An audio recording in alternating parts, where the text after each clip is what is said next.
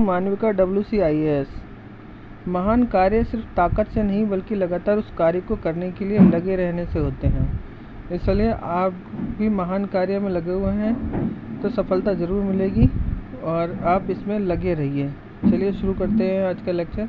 जैसे कि हमने सिटीजनशिप से रिलेटेड 26 जनवरी 1950 से पहले नागरिकता का प्रावधान जो आर्टिकल 5 से 8 और पढ़ा था हमने 5 से 11 तक आर्टिकल सिटीजनशिप से संबंधित।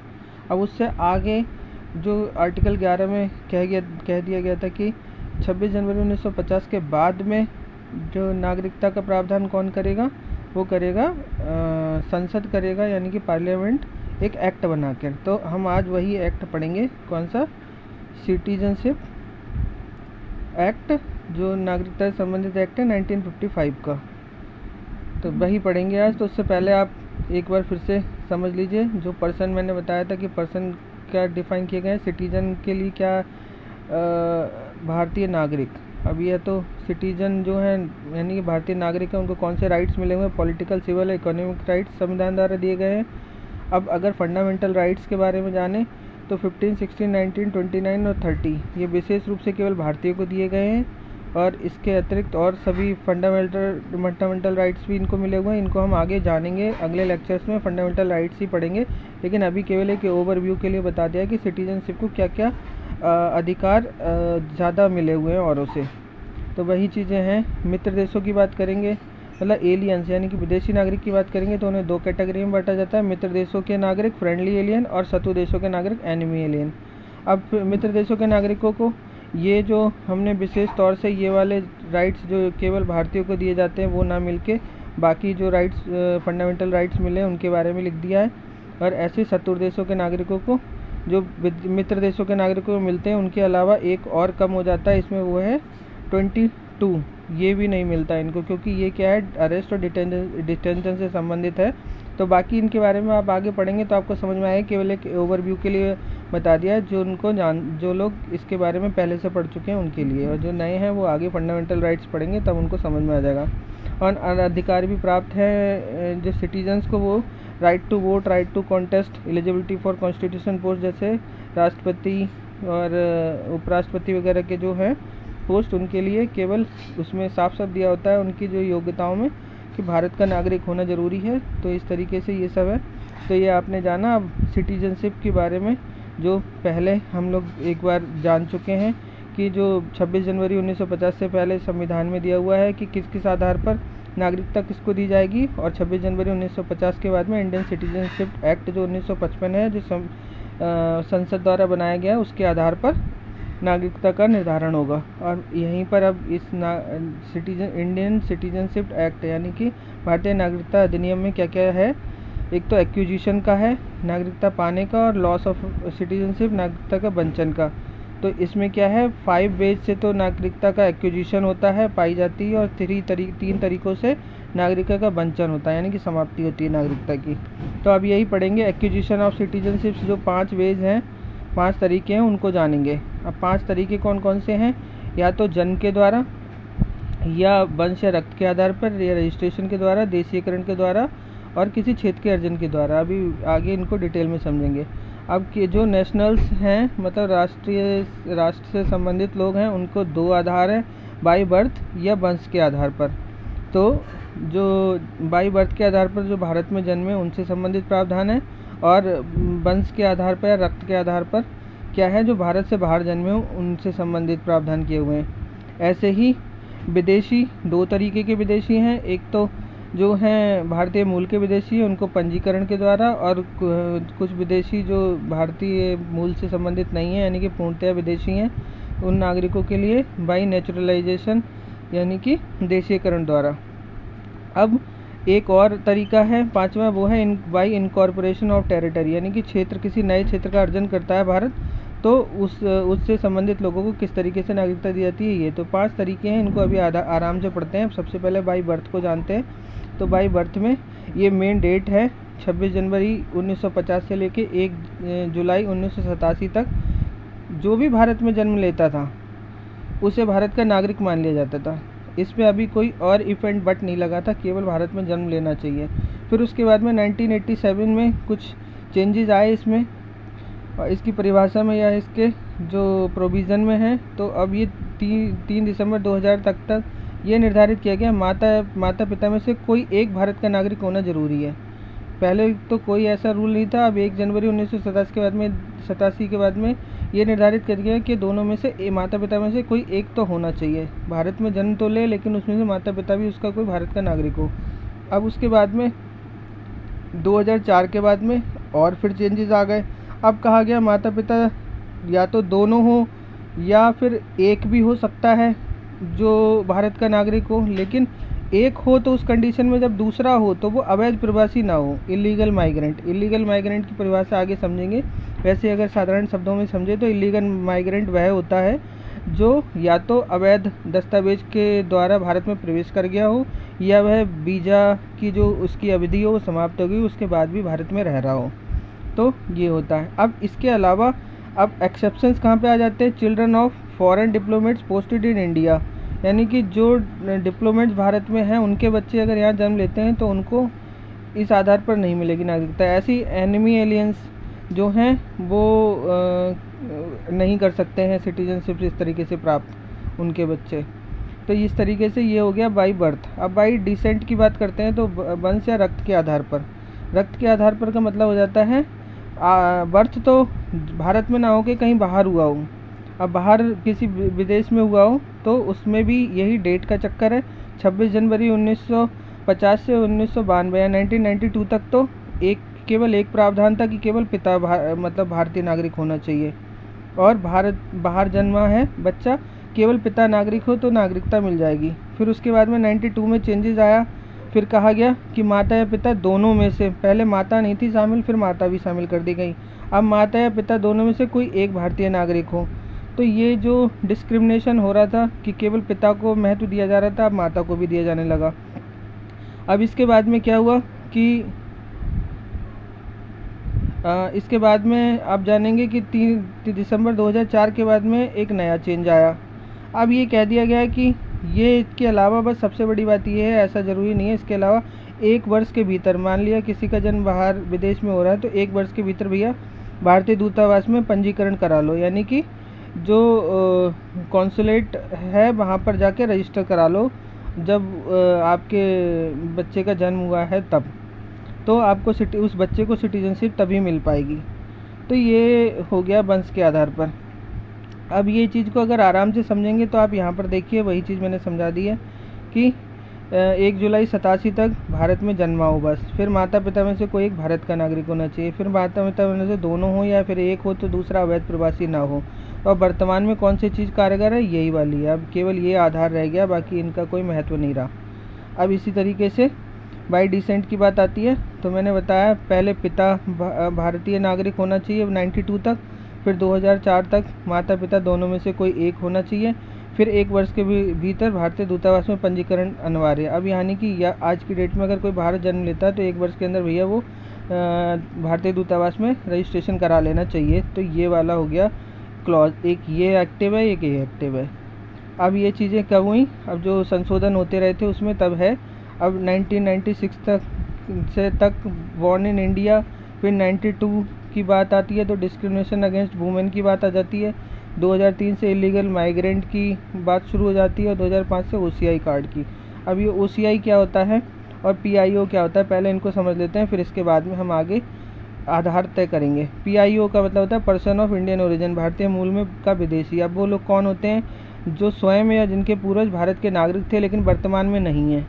ऐसे ही कि कभी भारत का पासपोर्ट, ऐसे व्यक्ति के पास कभी भारत का पासपोर्ट रहा हो या उनके माता पिता, दादा दादी या नाना नानी में से कोई भारत शासन अधिनियम के अंतर्गत भारतीय क्षेत्र का निवासी रहा हो, यानी कि या फिर ऐसे क्षेत्र का निवासी रहा हो जो भारत का हिस्सा बन गया है।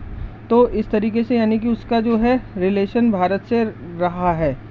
तो इस तरीके से वैवाहिक संबंध जो भी हों उसके, तो उनको भी यानी कि उसकी स्पाउस को भी भारतीय मूल का व्यक्ति माना जाएगा। लेकिन इनमें एक खास बात है कि ऐसे व्यक्ति जो हैं कहाँ के नहीं होने चाहिए? पाकिस्तान, श्रीलंका, नेपाल, भूटान, अफगानिस्तान, बांग्लादेश के नागरिक नहीं होने चाहिए। तो इन्हें POI नहीं मिलेगा, बाकी सब देशों के PIO, person of Indian origin का ये टैग मिल जाएगा, मतलब उनको एक ये स्टेटस मिलता है, स्टेटस कहते हैं इसको। OCI overseas citizen of India, Bharat के सीमा पारीय नागरिक, मतलब भारत के सीमा पार जो नागरिक रहते हैं उसका कार्ड दिया जाता है उनको। OCI overseas citizen of India का स्टेटस शुरू में है, बाद में कार्ड बनेगा। ऐसे व्यक्ति जो भारतीय संविधान लागू होने के समय या उसके पश्चात कभी भी भारत के नागरिक रहे हों या भारतीय संविधान के लागू होने के समय इसकी योग्यता रखते हो नागरिक होने की, या 15 अगस्त 1947 के बाद में जो भारत का अंग बन गया है उस क्षेत्र से संबंधित रहे हों। अब क्या हो जाता है कि इन सब योग्यताओं को रखता है तो उसे OCI कार्ड जारी करा जाता है, लेकिन उनके वैवाहिक संबंधियों को सुविधा नहीं मिलती है। लेकिन किन किन को मिलती है? पुत्र पुत्री, पोता पोती, नाती नातिन को सबको मिल जाती है, यानी 4 पीढ़ी जो है वैसे मिल जाती है। अब इसमें भी एक विशेष है, पाकिस्तान और बांग्लादेश के देश के नागरिकों को OCI कार्ड जारी नहीं किया जाता है, और उन देशों को भी नहीं किया जाता है जिसे भारत सरकार अपने सरकारी राजपत्र यानी गजट में अधिसूचित करे, तो उन देशों को भी नहीं किया जाता। अब इसी के आधार पर रजिस्ट्रेशन के द्वारा अब केवल जो इससे ये PIO और OCI कार्ड धारक है उन्हीं को रजिस्ट्रेशन के द्वारा मिलती है। मैंने कहा था विदेशी 2 तरीके के होते हैं, भारतीय मूल के विदेशी और दूसरे होते हैं जो वैसे ही विदेशी हैं जिनका भारत से कोई संबंध नहीं है। तो ये जब भारतीय मूल के विदेशी होते हैं उन्हें रजिस्ट्रेशन के द्वारा मिलती है। तो भारतीय मूल के विदेशी की बात आ गई, तो यानी कि कौन होने चाहिए? पासपोर्ट धारक होने चाहिए विदेश का, जिनके पूर्वज 4 पीढ़ी तक भारतीय रहे हों, भारतीय नागरिक के पति पत्नी। अब क्या होता है कि अब आपने देखा कि किस तरीके से 1-2-3 केसेस को समझिए। अब भारत से बाहर जन्मा कोई बच्चा है तो उसके लिए आप समझ ही गए होंगे क्या तरीका होगा कि भैया वो मतलब भारतीय दूतावास में जाके रजिस्टर करा ले उसके जन्म के 1 साल के अंदर। ऐसे ही भारत के बाहर जन्मा हो लेकिन पंजीकरण नहीं करा पाया और बाद में वो इंडिया आ गए, और इंडिया के आने के बाद में वो बच्चा बालिग हुआ, तो बालिग होने के बाद उसको फिर ये रजिस्ट्रेशन के द्वारा मिल जाएगी नागरिकता। अब OCI कार्ड धारक की बात आ जाती है, जो हमने ऊपर पढ़ लिया OCI कार्ड धारक। अब ये अगर कोई OCI कार्ड धारक है तो 5 वर्ष से कार्ड धारण किए हुए, 5 वर्ष तक कार्ड धारण किया होना चाहिए। तो वो बस 12 महीने के लिए आके भारत में निवास कर ले, अगर इच्छा है उसकी भारत की नागरिकता लेने की तो उसे 12 महीने भारत में निवास कर ले तो उसको वह अपना रजिस्ट्रेशन करा सकता है भारतीय नागरिक के रूप में। केवल 12 महीने का कॉन्सेप्ट चलेगा उसमें, बस 5 वर्ष का OCI कार्ड धारक होना चाहिए। अब ऐसा हो सकता है कि भैया है तो मतलब भारतीय मूल का लेकिन OCI कार्ड नहीं है उसके पास में। अब OCI कार्ड नहीं है तो क्या प्रावधान है? तो उसे आवेदन करेगा जब पंजीकरण के लिए, उससे 7 वर्ष पहले तक, मतलब उससे पूर्व 7 वर्ष तक भारत में लगातार रहना चाहिए। तो भैया 7 वर्ष का प्रावधान है इसमें। कार्ड नहीं है तो 7 वर्ष हो गया, अगर कार्ड है तो 5 वर्ष तो कार्ड धारण करे और 1 साल रहे भारत में। अब भारतीय नागरिक से विवाह करने वाला, अगर कोई भारतीय मूल के व्यक्ति ने मतलब भारतीय नागरिक से विवाह कर लिया है तो उसका भी वही है, पंजीकरण से पहले भैया 7 वर्ष के लिए वो क्या कहे, 7 वर्ष पहले, ये 7 वर्ष रह गया लिखा हुआ, 7 वर्ष से भारत के में निवास कर रहा हो, 7 ईयर्स यहाँ लिखा हुआ है, ठीक है, 7 ईयर्स तक भारत में निवास करना चाहिए। तो 7 ईयर्स का कॉन्सेप्ट यहाँ भी होता है। लेकिन अब एक चीज़ और ध्यान रखने वाली बात है कि जो यहाँ पर मैंने किया है 2015 का जो अमेंडमेंट हुआ था उसके बाद में PIO और OCI को का विलय कर दिया गया। अब केवल OCI कार्ड होल्डर की एक ही श्रेणी है, मतलब PIO को भी OCI कार्ड दे दिया गया है, अब OCI कार्ड होल्डर बन गए हैं वो। तो अब इस तरीके से भारतीय मूल के निवासी OCI कार्ड होल्डर हो गए। अब आगे बढ़ते हैं, नेचुरलाइजेशन। तो मैंने कहा कि आपका एक कॉन्सेप्ट क्या आता है, जो विदेशी हैं पूर्णतः उनकी नागरिकता देने का प्रावधान की बात आती है, तो उनमें केवल 15 साल का कॉन्सेप्ट चलता है। अभी तक 7 साल तक जान रहे थे, अब 15 साल में आएंगे। अब 15 साल क्या होता है, अगर मान लिया कोई भारत में अपना आवेदन की करता है, ये मान लिया 11 अगस्त 2023 के दिन उसने पंजीकरण कराया, तो उससे पहले वो 1 साल तक यानी कि 11 अगस्त 2022 तक तो लगातार भारत में रहे पूर्ण रूप से। अब 11 अगस्त से पीछे के अगर हम 14 साल की तरफ जाएंगे, 11 अगस्त 2008 मान लें, तो जो 14 साल है इनमें उसे 11 वर्ष रहना चाहिए, तो टोटल उसका 12 वर्ष हो रहा है। चाहे वो 11 अगस्त 2022 से सीधे पीछे के 11 वर्ष तक लगातार रह रहा हो तो उसे 15 वर्ष वाले चक्कर में नहीं रहना पड़ेगा, तो 11 प्लस ये 12 वर्ष में ही उसको आवेदन करने के पहले से 12 वर्ष का समय दिया हो भारत में, तो उसको मतलब नागरिकता मिल जाएगी। लेकिन अगर वो इससे पहले 11 वर्ष का समय पिछले 14 वर्षों में पूरा करता है तो वो भी मान लिए जाएंगे। तो इस तरीके से उसका टोटल समय 15 वर्ष का मैक्सिमम टाइम दिया गया है और 12 वर्ष का मिनिमम टाइम है। 12 वर्ष में भी 1 साल प्लस 11 वर्ष, ऐसे ही 1 साल प्लस 11 वर्ष ये 15 में पूरे होने चाहिए। तो ये एक कॉन्सेप्ट है, तो यही चीज़ यहाँ लिखी हुई है। बस 1 वर्ष लगातार रहे और 1 वर्ष से पहले 14 वर्षों में 11 वर्ष भारत में रहे। अब एक और ये कुछ मेन चीज़ें हैं जो ज़रूरी हैं। भाषा का ज्ञान, यानी कि जो 8th शेड्यूल में 22 भारतीय भाषाओं का जिक्र किया हुआ है, उनमें से किसी एक भाषा का ज्ञान होना चाहिए, उसका कैरेक्टर गुड होना चाहिए, और भारत में रहने की उसकी इच्छा होनी चाहिए, और भारतीय संविधान में उसकी निष्ठा होनी चाहिए। ये भी एक एडिशनल चीज़ें हैं जो ज़रूरी हैं। अब स्पेशल केसेस की बात आ जाती है। अब ये तो सब विदेशियों को ये सारे नियम है, लेकिन ऐसा भी हो सकता है कि भारत सरकार इन नियमों में छूट भी दे दे। वो क्या होता है, यदि कोई विदेशी ने विज्ञान, कला, साहित्य, दर्शन, विश्व शांति और मानव प्रगति से संबंधित क्षेत्र में उन्नत कार्य किए हों, तो इन सब शर्तों में से कुछ छूट भी मिल सकती है या पूरी तरीके से छूट भी दे सकते हैं। यानी कि ज़रूरी नहीं है उसे ये 12 वर्ष या मतलब 1 + 11 वर्ष वाला टाइम पीरियड बिताना पड़े, उसे कम साल में भी मिल सकती है नागरिकता, या हो सकता है कि उसे जल्दी दे दी जाए। लेकिन अपवाद क्या है, उस देश के नागरिक को नागरिकता नहीं दी जाएगी, विदेशी नागरिक को जो भारत के नागरिक को देशीकरण द्वारा नागरिकता नहीं देता। यानी कि भारत के नागरिक को नागरिकता देने के लिए उस वहाँ पर किसी तरीके के लिए प्रतिबंध है, तो वहाँ के लोगों को भारत भी नहीं देता है। अब क्षेत्र अर्जन द्वारा, अब मान लिया भारत ने किसी नए क्षेत्र का अर्जन कर लिया, तो वहाँ के निवासियों को कैसे नागरिकता दी जाएगी, तो इसके लिए भारत सरकार निर्धारित करेगी, एक आदेश जारी करेगी कि किन आधारों पर उन्हें नागरिकता दी जाएगी, उन्हें सबको दी जाएगी या किन लोगों को दी जाएगी और किस आधार पर दी जाएगी।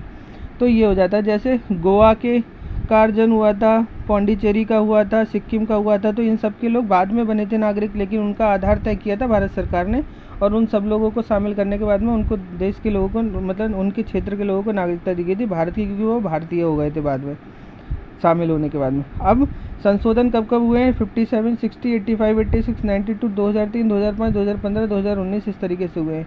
अब क्या होता है, अवैध प्रवासी कौन कहलाएगा,